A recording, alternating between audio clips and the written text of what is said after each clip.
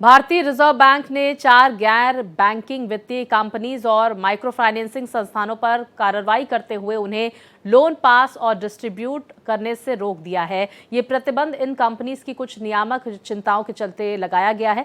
तो आरबीआई के अनुसार जिन कंपनीज पर ये कार्रवाई की गई है उसमें Asirvad micro finance limited, Arohan financial services limited, DMI finance और फ्लिपकार्ट के सह संस्थापक सचिन बंसल की नवी फिनवर्स शामिल है।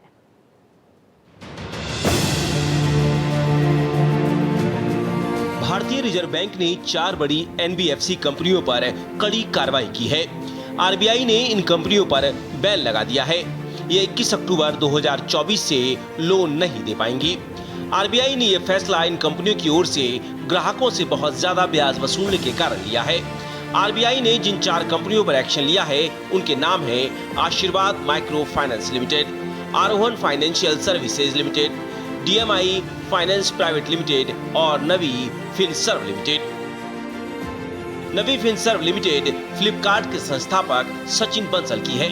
इन कंपनियों पर भारतीय रिजर्व बैंक अधिनियम 1934 की धारा 45L1B के तहत एक्शन लिया गया है। दरअसल इन कंपनियों के वेटेड एवरेज लैंडिंग रेट और फंड के कॉस्ट पर ब्याज का पेमेंट ज्यादा था, जो आरबीआई के नियमों के तहत सही नहीं पाया गया। इसी कारण आरबीआई ने इनके बिजनेस पर रोक लगा दी है। इतना ही नहीं, इन नॉन बैंकिंग फाइनेंस कंपनियों को कई अन्य नियमों का भी पालन करते हुए नहीं पाया गया है। आरबीआई ने सुपरवाइजरी आदेश के तहत चारों एनबीएफसी को अपने फैसले की जानकारी दे दी है।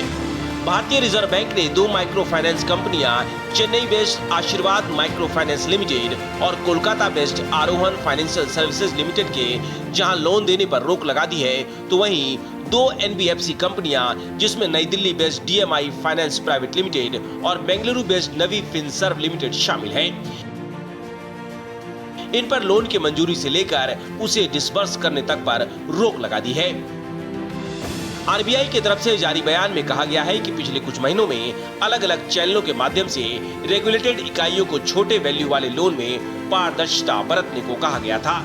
इसके बावजूद भी इन कंपनियों के रवैये में कोई बदलाव नहीं आया। इनकी तरफ से लगातार अनुचित और गलत प्रैक्टिस अपनाया जा रहा था।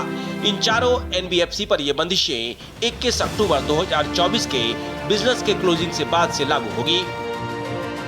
हालांकि ये रोक मौजूदा कस्टमर्स के सर्विसिंग, कलेक्शन और रिकवरी प्रोसेस पर लागू नहीं होगा। दरअसल 9 अक्टूबर 2024 को आरबीआई गवर्नर शक्तिकांत दास ने अपने स्टेटमेंट में कहा था कि आरबीआई कुछ एनबीएफसी के कामकाज पर नजर रखे हुए हैं और वो कार्रवाई करने से पीछे नहीं हटेंगे। वहीं आरबीआई ने ये भी साफ किया है कि इन प्रतिबंधों की समीक्षा तब की जाएगी जब कंपनियों से इस बात की पुष्टि मिलेगी कि उन्होंने नियमों के पालन को सुनिश्चित करने के लिए जरूरी सुधार किए हैं। Bureau report, Bharat express.